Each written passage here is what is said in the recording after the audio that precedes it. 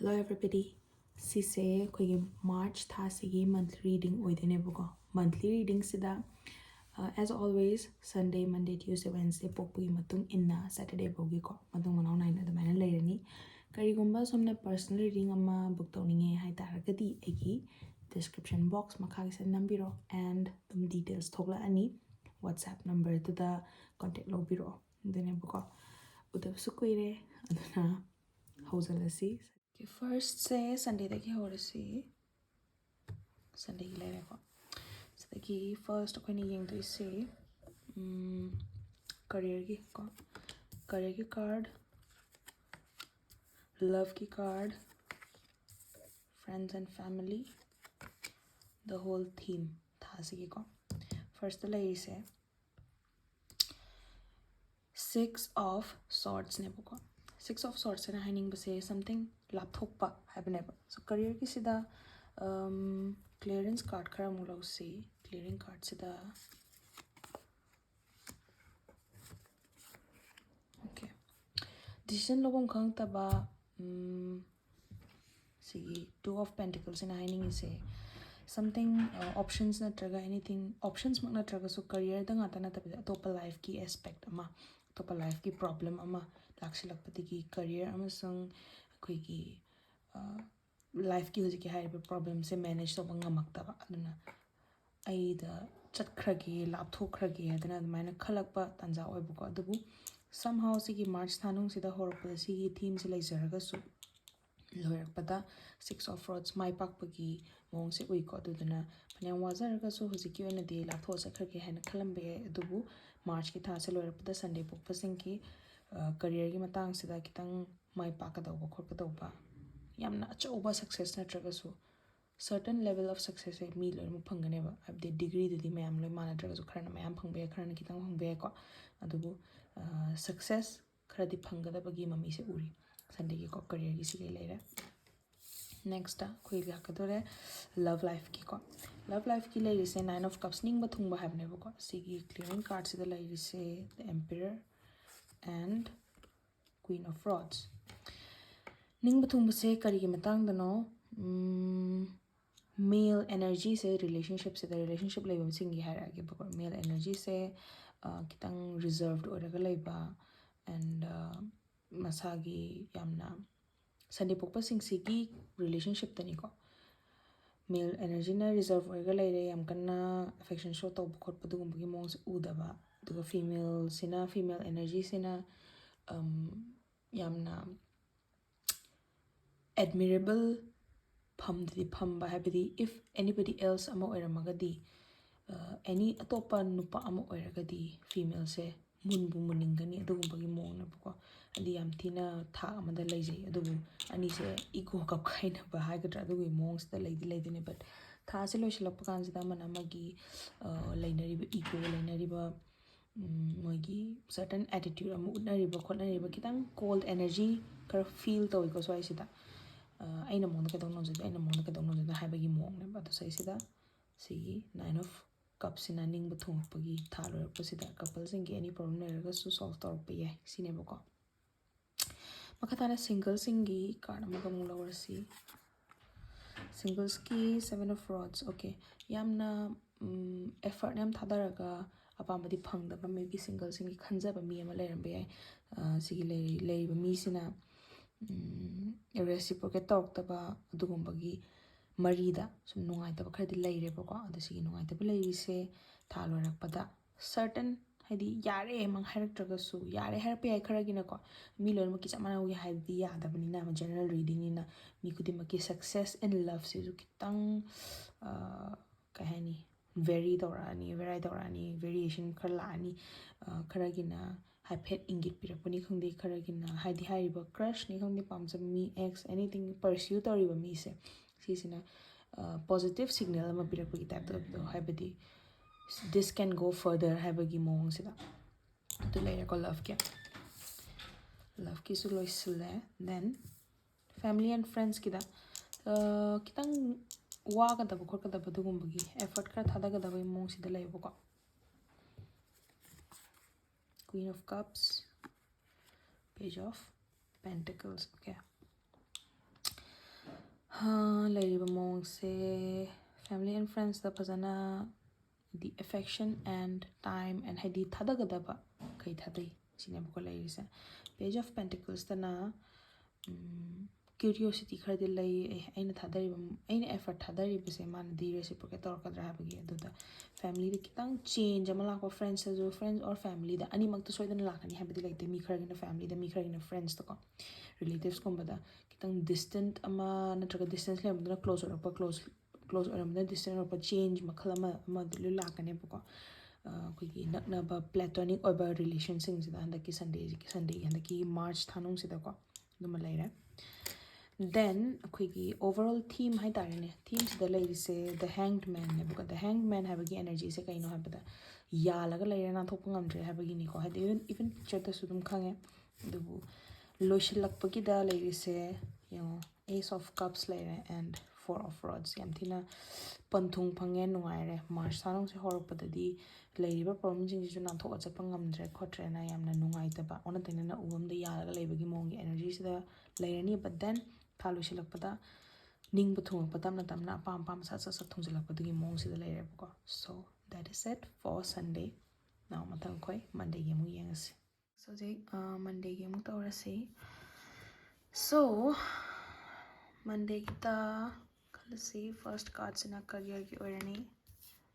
ꯀꯣ. ꯁꯦꯀꯦꯟ ꯀꯥꯔꯠꯁꯤꯅ ꯂꯚꯀꯤ ꯑꯣꯏꯔꯅꯤ. ꯊꯔꯠ ꯀꯥꯔꯠꯁꯤꯅ ꯐꯦꯃꯤꯂꯤ ꯑꯦꯟड ꯐ꯭ꯔꯦꯟड्ꯁ. ꯐꯣꯔꯠ ꯀꯥꯔꯠꯁꯤꯅ ꯑꯣꯚꯔꯑꯣꯜ ꯊꯤꯝ. ꯁꯤ ꯂꯩꯔꯦꯀꯣ.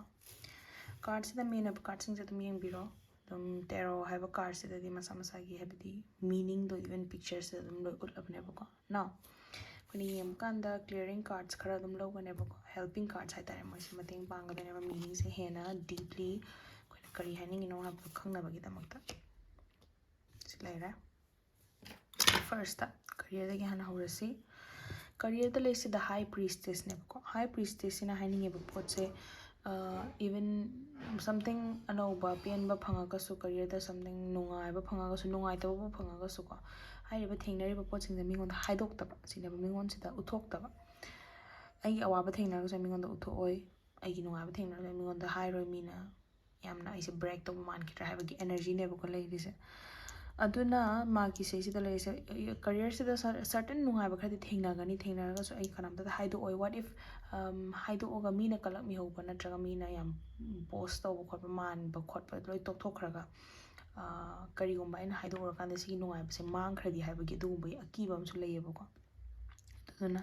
ꯌꯥꯝ ꯀꯟꯅ ꯁꯣ ꯇꯧꯅꯤꯡꯗꯦ, ꯌꯥꯝ ꯀꯟꯅ ꯍꯥꯏꯗꯣꯛꯅꯤꯡꯗꯦ. ꯄꯨꯛꯅꯤꯡꯗꯗꯤ ꯌꯥꯝ ꯅꯨꯡꯉꯥꯏꯕ, ꯌꯥꯝ ꯍꯔꯥꯎꯕ ꯑꯗꯨꯒꯤ ꯍꯥꯏꯗꯤ ꯀꯩꯅꯣꯁꯦ ꯑꯦꯅꯔꯖꯤꯁꯦ ꯂꯩꯔꯦꯕꯀꯣ. ꯀꯔꯤꯌꯔꯗ ꯈꯤꯇꯪ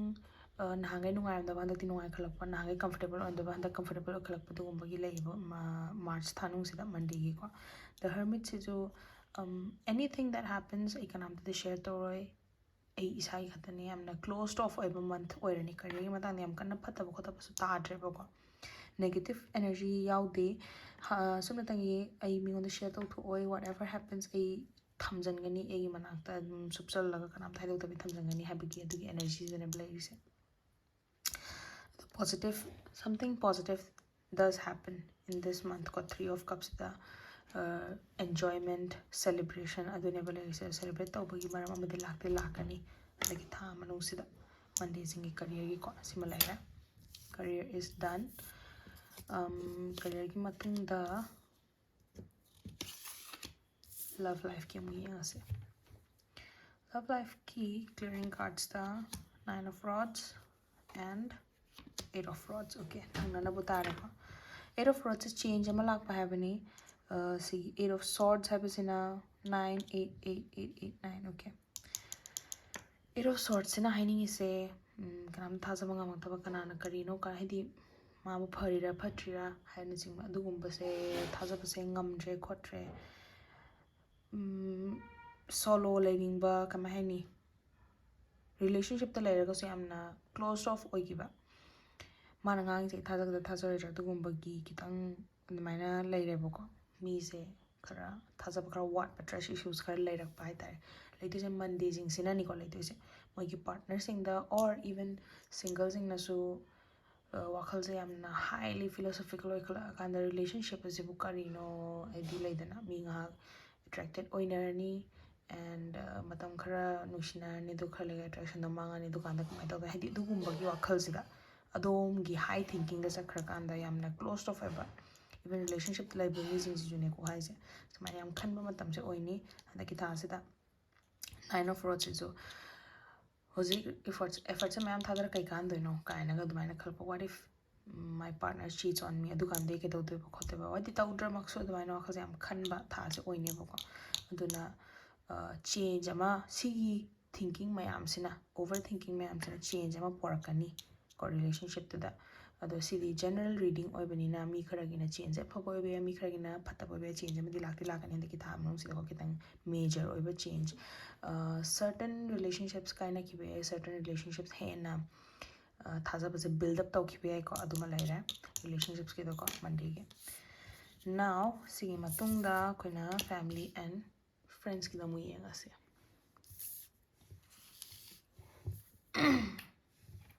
the devil है kitang toxic oi habne boko toxic connection ma leina habne nan thok pu chungam da ba ai da ma da phabra jo phatta ba dune boko family da haro financially amna stable oiga leini family singa ko adu friends ka sungai ama ka sungai handa ki tha sida kitang meaning ang thoro po ada chinga ita khumning pa ita khanani pa isauze ta leiton ji da pa aga lebe mong se tawni ko platonic ever relationship sing da sagi life da friends relatives family everyone habi di platonic oiba gi china na ka so ko aduna kitang control to bitare handa ki tha sida ga khana chaina ga da bu khot ka da bagi mami khara oi ko platonic relationship sing da ado handaki thas di mainly Monday jing sigi yamna wakhal yamna overthinking to bagi thas oi bagi mong se to because career sungai re love sungai si sungai and even this last card says su hai si ai sigi choice se to da bi loram da bi da sigi choice se sig option se choose to da bi da topam to amadi adu nen pharam gadra adu aina ga yamna overthinking hai di how khar pa oir da ba potom khallaga dum idhana mang le bagi adugi tha se oibena theme da so mai tare bako so beware of your tongue ko aina ngang thoki ba wa se mingon da you bani aduduna wakhal je kitang phathabiraga isau phanam lang so sigi video se ubira kan e ai isau lang ya de ko have the ningsing bi tare ko dane and hoji aina theme gi se hai so hai kram ko so hai jage bako overthinking yamna tawba wakhal sida isa se yamna kana trainer lebidina te yamna admirable position da leijai isa se min he kana dorok pa di magum boy ni khanba gi type da loi leine ya te ma da gyan ta ni hedi leidena ko adu gi chang da di loi ma gyan ta na leidi leine ba bande jing se ado moi wakhal sina mina ai ki ram da kai khalangani mina adu to ngada lagi even kanam chang jala ga jo ai se matik chaba se ngamaroi tra punsi gi success se loirabra even khaliba potse haujang khalaga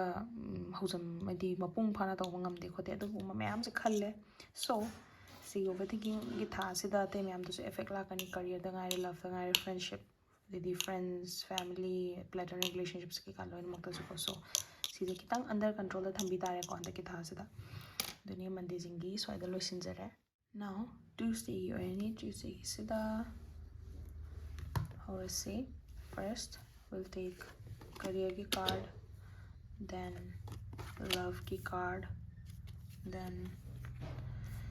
friends and family, overall theme sila ko kaya card se papakanta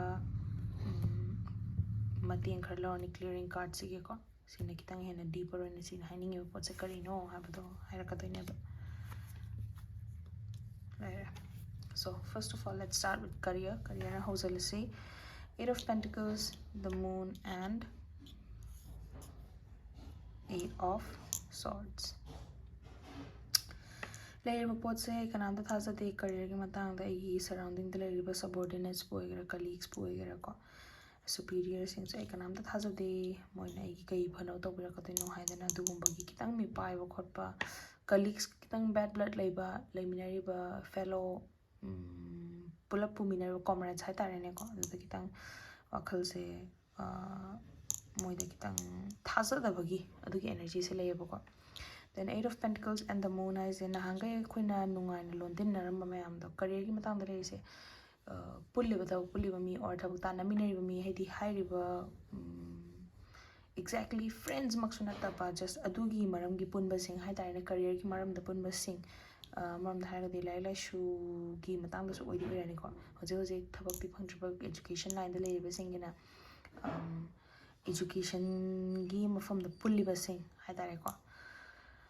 moi sing siga police moina tawriba si loinamak tatra moina aigi mangdana phaba saraga matungdana kanam tawrisi kaigino adugumba kitang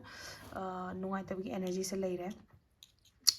bad blood khara leinabagi ko aduna career ki matang da leiri se just sigi bad blood se khara just handak ki thaza kitang hen energy se maina phangi so keep it under control sineba ko aina haining se card sina so just keep going on thabak tawgadabado dum tawsalaga ai tawbam thokda tawraga mina phataba phanam tawraga so na chunguranu because karma always comes back ko moin tawriba pota moida dum halakaneba aduduna sigi yam kana so wabiruno tawbam thokdum taw better days soidana lakani adune ko lairisa career gi sida loira then kaino gi mula asi love life ki da ko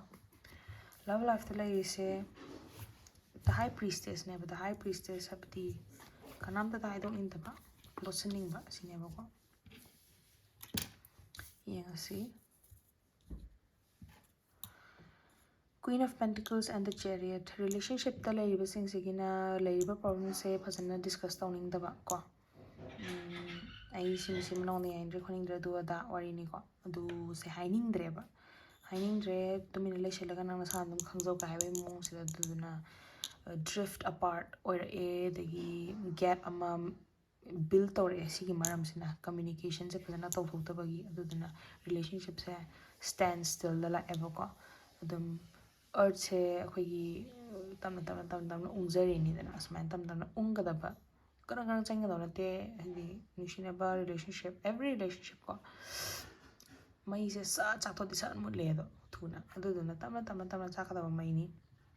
tamna chengadaba ising ni ado tamna chakadaba pathway da thingjan greba sigi miscommunication se aduduna chaple pa lai thokare chakadaba do matha sare ko leiri pot se boba Queen of Pentacles wakhalda smai su khali to oga to edana ai su ithanda leiba ngam hedi Tuesday singini ko wakhal so relationship te am kana thausa dabagi adugumbagi mami se ui sisina relationship ta kona regret lakadabagi khotkadabi ai dana tawmai dawni kolomai dawni habagi dugumana chingba poche lakadori boko so be careful ngaktogi poche lubanina tawtogi action de lubanina kitang section biro simatang sita and if you truly believe ishana tasengna trust tawjare boko ai yani tasengna I'm not really into this relationship I say relationship tasengna lainingre have potuma leiragadi obviously it's okay for you to the dum relationship to end tawda kaisu akaiba leite ko adubu sengna dum haiba ego utnadana khotnadana du main tawraga sum sangda handabida taseng tokningagadi taseng haiba adunebako so that the other party to magi clarity do phangjaraga sagina matam do mangjadanabagi ai time waste tawbiganu sinebako dune laise now after this akhoi laise next card is family and friends like King of Pentacles King of Pentacles adum yengba su khangam Pentacles have the coins paisa nusagi financially yamna ningthaugi mawongda leiba habanebako ado sida hiding pot say deeper meaning si yengasi the devil and the hermit so dinariba leinariba imung manung mari mata even friends so bank oina ubado Tuesday things habadi kanam expenses to the amount to holo habagi dugumagi mong sida ui leiba mong sandak tha sidangira natraga dumgira habadi khona yam kana dudi yemngam trabika general reading na but handaki tha semadi pesa not kitang section sina biramina dum sima to sloi bo na tra imana bani bai sima to kholo imana bini sima to kholo pesa sima ti sima puthokpiro khopiro haiba kanda mi yenga koina tawbiro sini mina hairamni sadna ai huji kitang pesa se kome dum tawbiro khopiro ge habto ꯌꯥꯝ ꯀꯟꯅ ꯈꯟꯖꯟꯕꯤꯒꯅꯨ, ꯌꯥꯝꯅ ꯐꯥꯗꯣꯛꯄꯤꯒꯅꯨ ꯁꯤꯅꯦꯕꯀꯣ ꯍꯥꯏꯅꯤꯡꯉꯤ ꯄꯣꯠꯁꯦ. ꯑꯗꯨꯒ ꯃꯤꯉꯣꯟꯗ ꯁꯤꯒꯤ ꯄꯣꯠꯁꯦ ꯑꯩꯁꯦ ꯄꯩꯁꯥ ꯑꯣꯏꯅ ꯎꯏꯔꯣ ꯑꯗꯨꯒꯨꯝꯕꯒꯤ ꯋꯥꯉꯥꯡ ꯁꯉꯥꯡꯗꯁꯨ ꯉꯥꯡꯗꯕ, ꯕꯤꯀꯣꯁ ꯑꯗꯨꯗꯨꯅ ꯑꯃꯨꯛ ꯐ꯭ꯔꯦꯟꯁꯤꯞꯁꯦ ꯀꯥꯏꯔꯛꯄꯒꯤ ꯑꯩꯒꯤ ꯂꯩꯔꯤꯕ ꯀꯨꯏꯅ ꯇꯤꯟꯅꯔꯛꯄ ꯃꯔꯤꯕꯨꯅꯤ ꯈꯪꯗꯦ ꯑꯃꯅꯤ ꯈꯪꯗꯦ ꯑꯗꯩ ꯀꯥꯏꯕꯒꯤ ꯃꯃꯤꯁꯤꯗ ꯂꯩꯌꯦꯕꯀꯣ. ꯑꯗꯣ ꯑꯃꯔꯣꯝꯗꯁꯨ ꯈꯜꯂꯝꯕ ꯑꯗꯨꯃꯥꯏꯅ ꯑꯩꯁꯦ ꯍꯥꯏꯗꯤ ꯖꯁ ꯄꯩꯁꯥ ꯄꯥꯝꯕꯤꯒꯤ ꯇꯥꯏꯞꯇ ꯎꯕ ꯃꯤꯁꯤꯡꯗꯤ ꯂꯥꯞꯊꯣꯛꯅꯈꯤꯕꯅꯗꯤ ꯐꯠꯇ꯭ꯔꯥ ꯍꯥꯏꯕ ꯄꯣꯠꯁꯤꯁꯨ ꯀꯣꯏꯁꯟꯁꯨ ꯑꯔꯥꯏꯁ ꯇꯧꯔꯛꯄ ꯌꯥꯏ ꯁꯤꯒꯤ ꯁꯤꯆꯨꯋꯦꯁꯟꯁꯤꯗ. ꯕꯠ ꯗꯦꯟ ꯁꯝꯇꯥꯏꯝꯁ ꯃꯤ ꯈꯔ ꯑꯗꯨꯝ ꯄꯨꯟꯁꯤ ꯆꯨꯞꯄꯒꯤ ꯇꯧꯕ ꯅꯠꯇ꯭ꯔꯒꯁꯨ ꯉꯥꯏꯍꯥꯛꯀꯤ ꯃꯣꯏꯗꯁꯨ ꯀꯩꯅꯣꯝ ꯋꯥꯕꯒꯤꯅꯤ ꯈꯪꯗꯦ ꯑꯃꯒꯤꯅꯤ ꯈꯪꯗꯦ ꯑꯗꯨꯃꯥꯏꯅ ꯎꯊꯣꯛꯈꯤꯕ ꯑꯣꯏꯔꯝꯕꯁꯨ ꯌꯥꯏ. ꯕꯠ ꯁꯔꯇꯟꯂꯤ ꯀꯨꯏꯅ ꯃꯇꯝ ꯀꯨꯏꯔꯕꯒꯤ ꯇꯨꯡꯗ ꯑꯗꯨꯝ ꯍꯣꯡꯕ ꯅꯥꯏꯗꯕ ꯃꯤ ꯂꯩꯀꯣ. ꯑꯗꯨꯝ ꯃꯣꯏꯒꯤ ꯕꯤꯍꯦꯕꯤꯌꯔ ꯆꯞ ꯃꯥꯟꯅꯕ ꯅꯪ ꯑꯗꯨꯝ ꯁ꯭ꯄꯦꯟ ꯇꯧꯋꯦ ꯑꯗꯨꯝ ꯌꯥꯎꯒꯦ ꯍꯥꯏꯕ ꯇꯥꯏꯞꯀꯤ ꯃꯤ, ꯑꯗꯨꯒꯨꯝꯕꯗꯩꯗꯤ ꯈꯤꯇꯪ ꯗꯤꯁꯇꯦꯟꯁꯇꯣ ꯊꯝ ꯇꯥꯔꯦ, ꯋꯥ ꯑꯣꯏꯅ ꯉꯥꯡꯊꯣꯛꯇꯕꯤꯗ. ꯑꯗꯨꯅꯦꯕꯀꯣ ꯂꯩꯔꯤꯁꯦ. ꯐ꯭ꯔꯦꯟꯁ ꯑꯦꯟ ꯐꯦꯃꯤꯂꯤꯗ, ꯏꯚꯟ ꯃꯔꯤ ꯃꯇꯥꯗꯁꯨ ꯔꯤꯂꯦꯇꯤቭꯁꯇꯁꯨ ꯑꯗꯨꯝ ꯌꯥꯎꯕꯅꯤꯀꯣ. ꯑꯗꯨꯒꯤ ꯈꯔ ꯌꯦꯡꯕꯤꯔꯣ ꯇ꯭ꯌꯨꯁꯗꯦꯁꯤꯡꯒꯤ. ꯗꯦꯟ ꯂꯥꯁ트 ꯀꯥꯔꯠꯁꯤꯅ ꯊꯤꯝ ꯀꯥꯔꯠꯅꯦꯕꯀꯣ. ꯊꯤꯝꯁꯦ ꯗ ꯂꯚꯔꯁ ꯀꯥꯔꯠ ꯇꯥꯔꯦ. ꯍꯟꯗꯛꯀꯤ March ꯊꯥꯁꯤꯒꯤ ꯇ꯭ꯌꯨꯁꯗꯦꯒꯤ ꯊꯤꯝꯁꯦ 4 of Cups, yamna overthinking ko, deliberation, contemplation, just thinking about the choices again and again. Choose tau loigar pot se dum khala leba amada tawamadi phagadra, amada tawamadi phagadra. The celebration, cups and lovers. I think handaki tha sida ngasai love ki da tagibse March ki Tuesday kitang ego utpa khotpa adagi love se kya thoidabagi most like ko. Ending the handaki thasda mainly love the base tawra akanda single singisu somehow kanagumba some talking stage kumba noba lairakpa, and then talking stage na relationship ta sangkiba dumbagi mami si ui. And ngasai gi relationship ta laiba sing sina admaina ego utpa khotpa haiba potusu problems se dissolve tawra akanda fazana hara like with the lovers card. And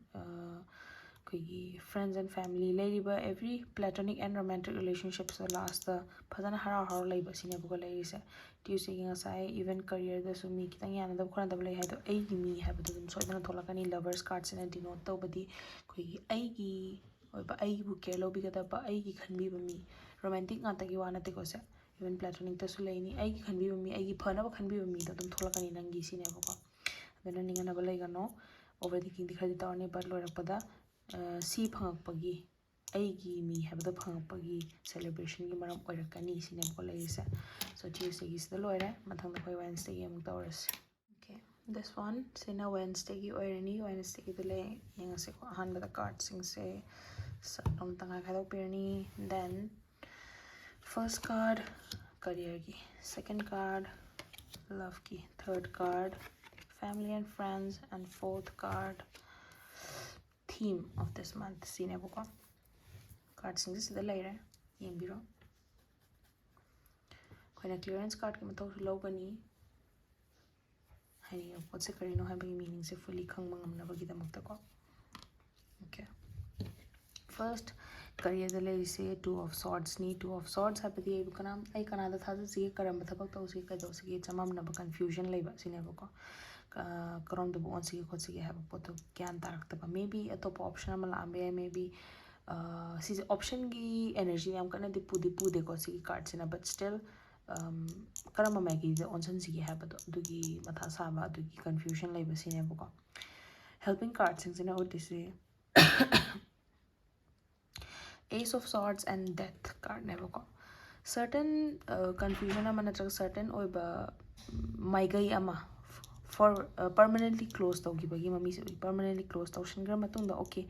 ai se option ani sida natraga ai karamba maigai do onsen sige habdo matha saram poto ama de permanently close tawgrabina ai sonda ina fazana onsen lagi habdo onsen buduna success phangani sinebuko. Mathanda oirakani sige potsen dagi March ki tha manung sida dum consider tawriba maigai ani se ani si mong da amada automatically masam tanda close tawrkini aduga aremba lemhauriba lamai gai du da onsen birakanda success. Ace of Cups sanagi cup niko sigi changi success so inera fangani overflowing with wealth and good luck and everything ko dusigumba se phangani handaki thas da phangani haban tabko but handaki thas da confusion lai riba mai gai do adu clear oirakani sine ko lai risa career gi. Then Koi sina love ki cards oidine ba. The Hierophant haina tare. Hierophant have the niyom chumna chachaba habane ba ko. First card and second card. Okay, Wednesday ki lady se niyom chumna chakani ai aram thabak ti tawjaroi adubu niyom chumna chatpasina niyom chumna chatlagadi ai panthung yogani sine po thajai je Wednesday sina niyom chumna chatlagadi ai harau gi panthung yogani love tani ko ai je aduga niyom se lana chatlagadi ai panthung ji yog phangoroi sine ko but hai report se lay report se sigi niyom chumna chatpasigi maramdagi relationship ta kitang nang kahani sidha pangnang chumna chatlo na mi gi yom mathaka chatle habagi phibam ne ko ai chumna thabak tawani habadu dagi nang to ise yaning da lakpa relationship ki partner sina romantic partner sina dugumba yaning da lakpa sidagi kitang khana chaina banda ki tha manung sin man thokani khana chaina ba hani permanently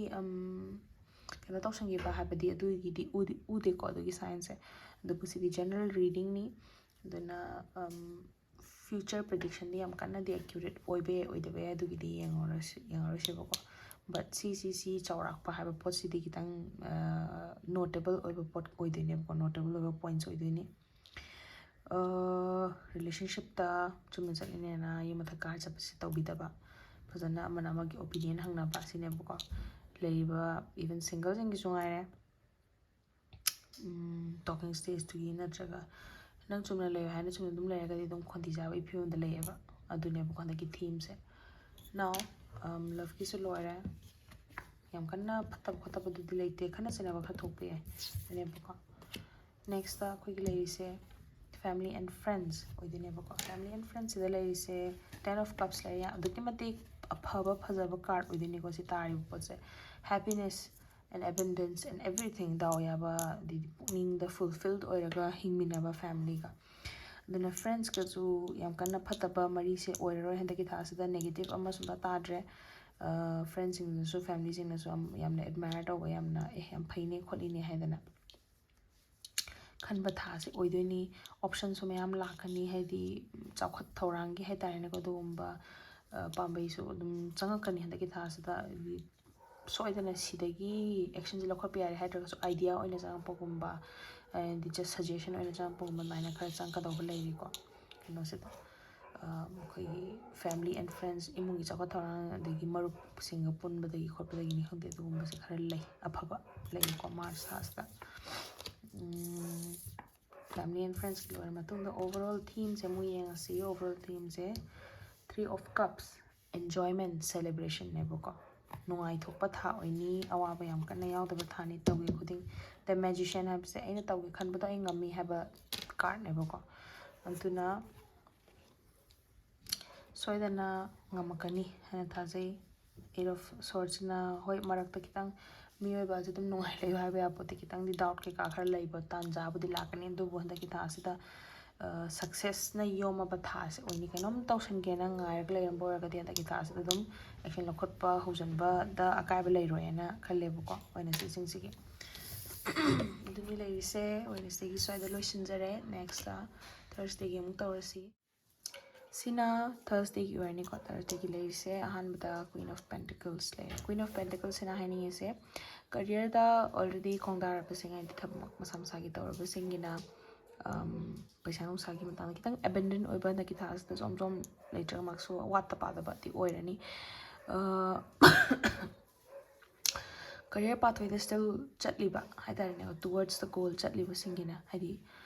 students sing or the phangna tanari pasing mayam gina handa ki thasta celebration gi maram ama lakpi ai tawge khalida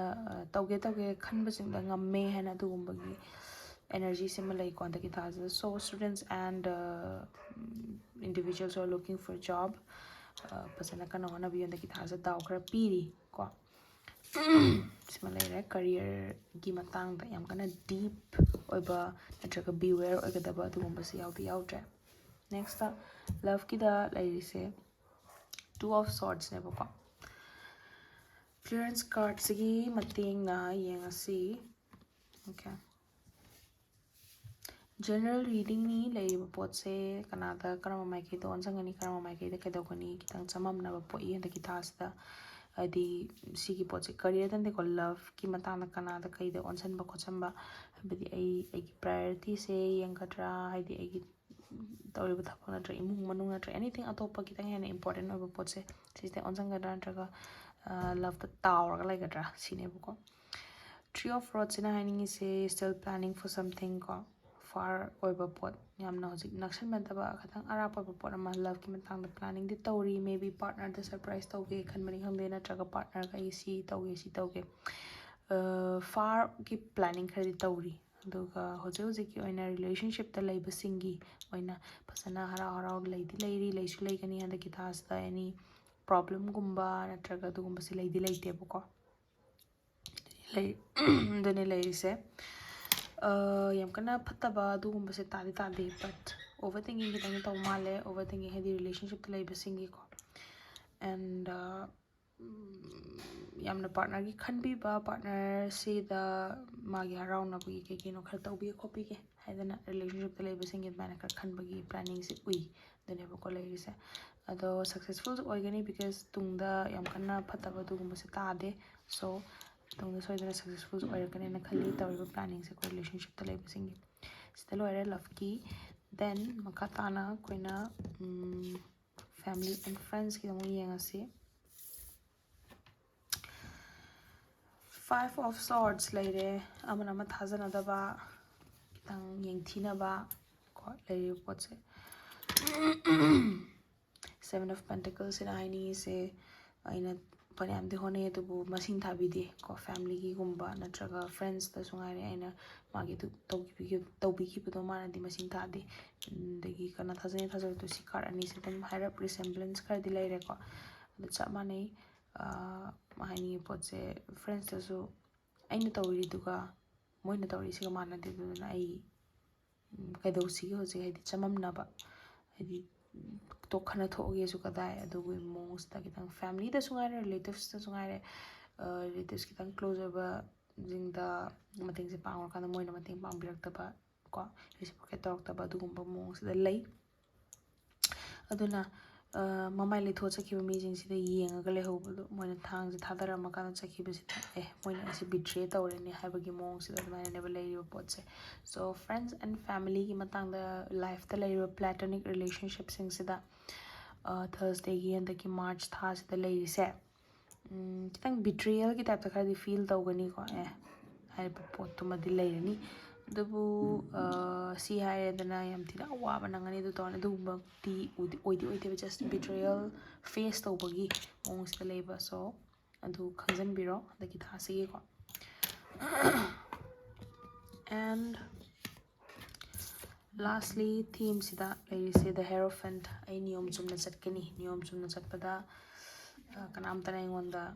fail ꯉꯝꯃꯣꯏ ꯁꯤꯅꯦꯕꯀꯣ ꯌꯦꯡꯉꯁꯤ ꯊꯤꯝꯁꯤꯗ ꯂꯩꯔꯤꯁꯦ ꯑꯦꯁ of shorts ꯅꯤꯌꯣꯝ ꯆꯨꯝꯅ ꯑꯗꯨꯝ ꯆꯠꯀꯅꯤ ꯑꯅꯧꯕ ꯃꯦ B ꯊꯕꯛ ꯏꯟꯈꯥꯡ ꯑꯃ ꯀꯩ ꯑꯃ ꯍꯧꯗꯣꯛꯀꯦꯗꯤ ꯈꯟꯕ ꯃꯥꯜꯂꯦ ꯍꯥꯏꯕꯗꯤ ꯏꯚꯟ ꯁ꯭ꯃꯣꯜ ꯕꯤꯖꯤꯅꯦꯁꯄꯨ ꯑꯣꯏꯒꯦꯔꯥ ꯀꯩꯅꯣꯝꯕꯨ ꯑꯣꯏꯒꯦꯔꯥ ꯑꯗꯨꯅ ꯍꯟꯗꯛꯀꯤ ꯊꯥꯁꯤꯗ ꯑꯩ ꯅꯤꯌꯣꯝ ꯆꯨꯝꯅ ꯇꯧꯔꯒꯗꯤ ꯃꯥꯏ ꯄꯥꯛꯀꯅꯤ ꯍꯥꯏꯕꯒꯤ ꯊꯥꯖꯕꯒ ꯂꯣꯏꯅꯅ ꯇꯧꯒꯦꯗꯤ ꯈꯜꯂꯤ ꯐꯣꯔ ꯑꯣꯐ ꯄꯦꯟꯇꯤꯀꯜꯁ ꯁꯔꯇꯟ ꯊꯤꯡꯁ ꯂꯦꯠ ꯒꯣ ꯇꯧꯕ ꯉꯝꯗꯕ ꯃꯦ ꯕꯤ ꯐꯦꯂꯤꯌꯔꯁ ꯑꯦꯟ ꯑꯩꯈꯣꯏꯒꯤ ꯕꯤꯖꯤꯅꯦꯁ ꯃꯃꯥꯡ ꯇꯧꯒꯦ ꯈꯟꯈꯤꯕ ꯈꯣꯠꯈꯤꯕꯗ ꯑꯗꯨꯒꯨꯝꯕꯗ ꯐꯦꯂꯤꯌꯔꯁ ꯑꯣꯏꯈꯤꯕꯁꯤꯡꯗꯣ ꯑꯗꯨꯗꯣ ꯂꯦꯠ ꯒꯣ ꯇꯧꯕ ꯉꯝꯗꯕꯒꯤ ꯁꯤꯗ ꯈꯣꯡꯗꯥꯁꯟꯕ ꯉꯝꯗꯕ ꯀꯣ ꯕꯠ ꯅꯥꯎ ꯍꯟꯗꯛꯀꯤ ꯊꯥꯁꯤꯗ ꯑꯩ ꯇꯧꯔꯅꯤ ꯅꯤꯌꯣꯝ ꯆꯨꯝꯅ ꯇꯧꯒꯅꯤ ꯃꯃꯥꯡꯒꯤ ꯁꯣꯏꯈꯤꯕꯁꯤꯡꯗꯣ ꯑꯩ ꯅꯤꯌꯣꯝ ꯆꯨꯝꯅ ꯇꯧꯗꯕꯩꯅꯤ ꯋꯥꯔꯤ ꯑꯗꯨꯒꯗꯤ ꯑꯗꯨꯒꯨꯝꯕꯒꯤ ꯋꯥꯈꯜꯂꯣꯟꯁꯦ ꯄꯨꯔꯀꯥꯟꯗ ꯇꯧꯒꯦ ꯈꯜꯂꯦ and all the base for that ꯇꯧꯒꯦ ꯈꯟꯕꯁꯤꯡꯒꯤꯀꯣ ꯊꯔꯁꯗꯦꯒꯤ ꯁꯤꯗ ꯂꯣꯏꯔꯦ now let's move on to Friday this is ꯐ꯭ꯔꯥꯏꯗꯦꯒꯤ ꯔꯤꯗꯤꯡꯗꯤ ꯌꯦꯡꯉꯁꯤ ꯑꯍꯥꯟꯕꯗ ꯑꯩꯈꯣꯏꯅ ꯄꯨꯊꯣꯛꯀꯗꯣꯏꯁꯦ one for career one for love, one for family and friends, and the last one for the theme of this month. First thing is the Wheel of Fortune. Daw khara pipa mali. Career. Okay. Yes. Dagi taasta Friday singi Wheel of Fortune daw yaba piri March tanong sila ko. Even two opportunities lakpa ye. Amatangdagi hentoktana two lakpa ye and sisa contemplate tawba dubu laiba ani se mingon dati haidokpidaba ko haidokpigano because mingi mishaw changbadagi kamay ni mishaw changba ngakta sunatana adugi energy se mishaw energy kitang kalleba aduduna laiba opportunity ani se mangkiba adugumba gimong se dawi so Friday gi kitang adui du yengga tawpiro yam kana phataba aduda di leite handaki thasida just that beware of telling other people mi to but haiba khotpa se kitang chection biro aduga mingonda aigi everything haide ade aigi am thinu tina minatra even aigi imung manung ni ai haigi habadu di khanbiro no poche oitho kana masam tang khang pana phabane the action speaks louder than words aduda dum khanjan biro handaki thasida aduna theme oirani ko ai main theme se career gi similar next koi judgment card koi love ki ni ko sisina judgment card tarubado phangjaba haibaneba yengasi the devil and four of rods dakimati loyal oirubadana thungnajaba phange dakimati toxic oirubadana tawjarubagi mahi phange sinimko overall se lay potse karadi toxicity khara utluba male some Fridays ingko toxicity khara utlubadagi relationship sida kitang nungaina dab khotaba khara lak khotbado sigi toxicity la iba potse chensillaga solve tawragi kai khanbagi wakhalon khara ju uiko long khongdong ba tawsilaganda solve tawragi aina sigi tawrui toxicity khara utluise mane ngonde laptop honai se ai chenjilage ai ibani thungnana basilage ado सीजना दी answer दी नती नते को answer the तसेंग हायरबदा फजना फमिनारगा worry वाताय फजन सना एने सी तौगे बना नांगोदे सी तौरपा okay I सी फावी नंग सी फावी वरी द फजना सना थोपसिना क्वाइटिगी बेस्ट वे नि सो सी हजि हायरिबा एडवाइस से कार्ड सी गमतंग इन हायरिबा एडवाइस से कितंग कंसीडर तौबिरा कांदा issue se resolve tawbiro to see haina every Friday sigi words lebe Friday khudi relationship the issue lebe habidi nate ko certain dugi energy khara phangi general reading na mi khara da chanam da bujai di mi khara gi relationship hara hara le basu yai aduga si haijale si chana dre haram basu yai but it's just the energy that I'm getting mi khara dagi kitang toxic oiba sigi yengi ba Friday pokpasing sigi ko the communication is the key do khangjan biro ko hai ba pot se toxic oira ise reverse the energy oira bu se ai Friday singi partner na toxic oira kanda Friday sing na lohongna ano ni answer ni thungna ra kanda i ni sauna bloi phani kana khanba tungbo bu se ai ko but the energy and the pang next akhoi gi lai se friends and family strength the ki thasida friends and family the lai si okay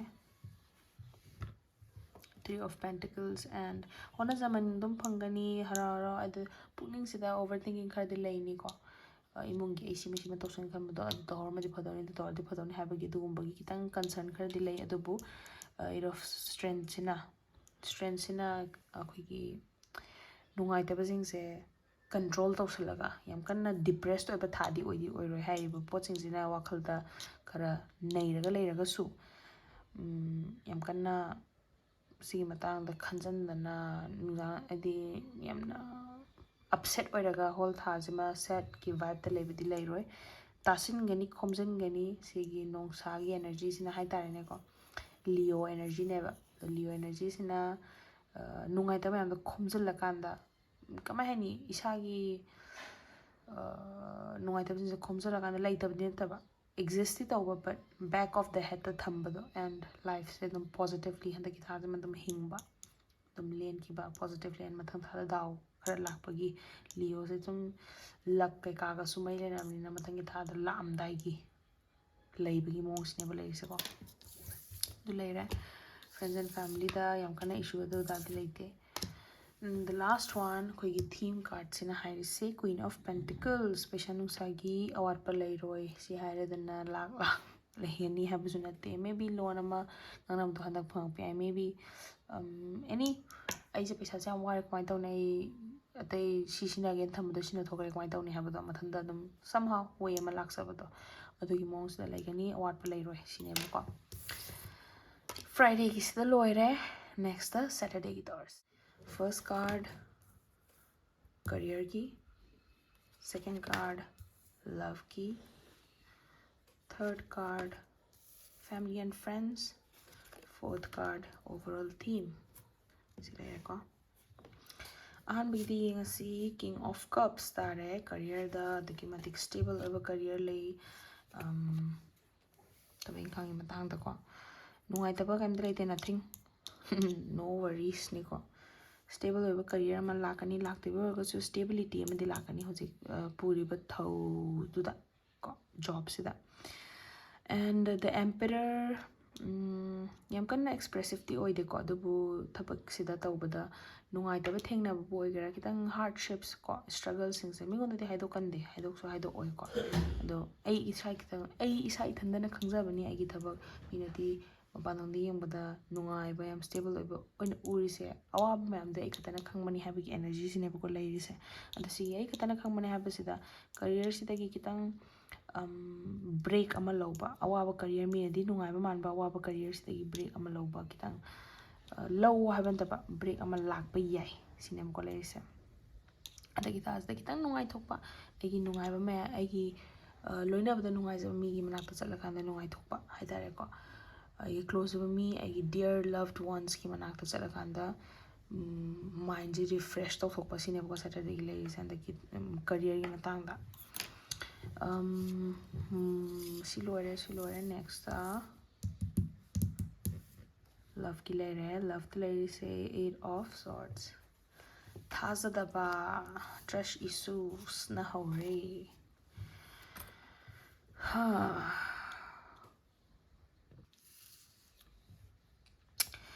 Layer pot say love the in a thadaribe for the karikana doino thazabas pang the karikana doino cinema ladies. I say soirabra in a true story is soirabra relationship the labor singing equal I say I'm not doing buggy doubts and minor ure wakalam no I tre in the visible carino in the visible to me bride and my name no I taba give people the never ladies ago the guitar the party parakani have this adum color you have the apple solution ma thokti tholakani in thadaribe effort se thadar roigi natraga ina khalli bo overthinking se lepake have a pot ma lakti lakani ina ubasta phangi ba energy se have the pakna di commitment se pi khadi pi ga ba kangku di oiba ko aduna ai change pakti tawbadi ngamdaba natraga change tawningdaba adugumba gi energy with aduna sing haki hai tare ne haki tang hairage dum tungi khalla kanda overthinking torok kana nungai taba mayam to nebko relationship sida yam kana positive over energy se ude and the monthly gi reading sida Saturday singi nungai taba wakal patta khanba degi negative sense that negative energy yam na yaw over relationship singi love ki da ko duni then sina family and friends later ko family and friends the kari lay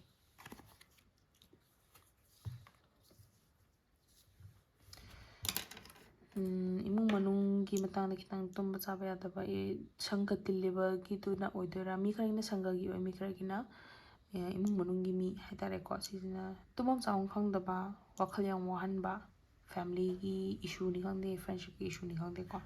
taduna pamjabati nungai na hara hara smai lay se pambani yamna fulfilled oina pamdi pamjabani adubu 3 of pentacles panam hona zaraga so wana bagi masaksan thole isine adubu dum hona biyo habati isagi tawum tokpa di ithau di tawsa tare ko dum hona biyo soidena adugi nungai base lakti lakhini sigi nungai base goal se lakti lakhani hojik smaina cycle se chatpa wani sonda cycle se sonda turn tawrakhine ba igi wish aina chi tawriba pot se action sigi matungina sonda lakti lakhani agi nungai bagi pamsabda phangkani friends ki yam kana mami se ude ko Saturday singi se yam kana friends da value pi daba makte haro but family gi pot se na hena heavily chat kreba da ki march thas the never ko ladies then last final card themes and the kitagi themes da kanam da kaim da high roi sine ko ladies ꯑꯩꯒꯤ ꯄꯨꯛꯅꯤꯡꯗ ꯂꯩꯕ ꯑꯋꯥꯕꯩ ꯀꯅꯥꯝꯇ ꯍꯥꯏꯔꯣꯏ ꯑꯩ ꯏꯊꯟꯗ ꯑꯗꯨꯝ ꯂꯩꯖꯅꯤ ꯃꯤꯉꯣꯟꯗ ꯍꯥꯏꯔꯒ ꯀꯥꯟꯅꯗꯣꯏꯔꯣ ꯁꯤꯅꯦꯕꯀꯣ 5 of Rods internal struggle ꯌꯥꯝꯅ ꯂꯩ ꯏꯊꯟꯗ ꯋꯥꯈꯜꯗ ꯌꯥꯝꯅ ꯑꯋꯥꯕ ꯄꯨꯕ ꯄꯣꯠꯂꯨꯝ ꯑꯃ ꯑꯗꯨꯃꯥꯏꯅꯅꯦꯕ ꯂꯩꯔꯤꯁꯦ 3 of Rods ꯄ꯭ꯂꯥꯅꯤꯡ ꯇꯧꯔꯤ ꯇꯨꯡꯗ ꯀꯩ ꯇꯧꯁꯤꯒꯦ ꯈꯣꯠꯁꯤꯒꯦ ꯑꯗꯒꯤ ꯊꯥꯁꯦ ꯇꯧꯗꯣꯏꯁꯤꯕꯣꯕꯀꯣ ꯅꯨꯃꯤꯠ 30ꯅꯤ ꯈꯛꯇꯅꯤ ꯁꯤ ꯃꯅꯨꯡꯁꯤꯗ ꯈꯟꯗꯣꯏꯕ ꯋꯥꯈꯜ ꯃꯌꯥꯝꯁꯤ ꯌꯥꯝꯃꯦꯕ ꯑꯗꯨꯅ ꯑꯦꯁ ꯑꯦꯗꯚꯥꯏꯁ ꯐ꯭ꯔꯣꯝ ꯗ ꯀꯥꯔड्ꯁ ꯌꯥꯝ ꯀꯟꯅꯁꯨ ꯍꯥꯏꯗꯤ ꯑꯩ ꯈꯛꯇꯅꯤ ꯋꯥꯔꯜꯁꯤꯗ ꯍꯤꯡꯉꯤꯁꯦ ꯑꯩ ꯏꯁꯥꯒꯤ ꯈꯟꯕ ꯑꯩ ꯈꯛꯇꯅꯤ ꯈꯟꯗꯕꯤꯗ ꯑꯩꯒꯤ ꯀ꯭ꯂꯣꯁ ꯑꯣꯏꯕ ꯃꯤꯗ ꯑꯩꯒꯤ ꯅꯨꯡꯉꯥꯏꯇ꯭ꯔꯤꯕ ꯄꯣꯠꯇꯣ ꯁꯦꯌꯔ ꯇꯧꯊꯣꯛꯄ ꯀꯣ ꯑꯋꯥꯕ ꯄꯣꯠꯁꯦ ꯄꯨꯃꯤꯟꯅꯔꯒꯗꯤ ꯈꯤꯇꯪ ꯌꯥꯡꯉꯦꯕ ꯑꯗꯨꯗꯨꯅ ꯁꯦꯌꯔ ꯇꯧꯊꯣꯛꯄꯁꯤꯅ ꯑꯩꯒꯤ ꯋꯥꯔꯤꯁ ꯃꯌꯥꯝꯗꯣ ꯑꯩꯉꯣꯟꯗ ꯍꯛꯆꯥꯡꯗ ꯂꯨꯝꯊꯔꯤꯕ ꯃꯌꯥꯝꯗꯣ ꯈꯤꯇꯪꯗ ꯑꯣꯏꯔꯁꯨ ꯌꯥꯡꯒꯗꯣꯏꯅꯦꯕ ꯑꯗꯨꯗꯨꯅ ꯁꯤꯒꯤ ꯑꯦꯗꯚꯥꯏꯁ ꯑꯃ ꯂꯩꯔꯦ ꯁꯣ ꯗꯦꯠꯁ ꯏꯠ ꯐꯣꯔ ꯁꯦꯇꯔꯗꯦꯒꯤ ꯁꯤꯗ ꯂꯣꯏꯔꯦ ꯔꯤꯗꯤꯡꯁꯦ ꯁ꯭ꯋꯥꯏꯗ ꯂꯣꯏꯁꯤꯟꯖꯔꯦ ꯁꯦꯇꯔꯗꯦ ꯐꯥꯎꯒꯤ ꯂꯣꯏꯅꯃꯛ ꯄꯥꯔꯦꯀꯣ ꯁꯟꯗꯦ ꯃꯟꯗꯦ ꯂꯣꯏꯅꯃꯛꯀꯤ and I hope you enjoyed this video. Like, share, subscribe, andꯉꯁꯥꯏ ꯑꯩꯅ ꯍꯥꯏꯖꯈꯤꯕ ꯀꯩꯒꯨꯝꯕ ꯄꯔꯁꯅꯦꯜ ꯔꯤꯗꯤꯡ ꯄꯥꯝꯕꯤꯔꯒꯗꯤ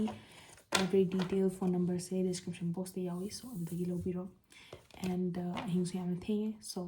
good night.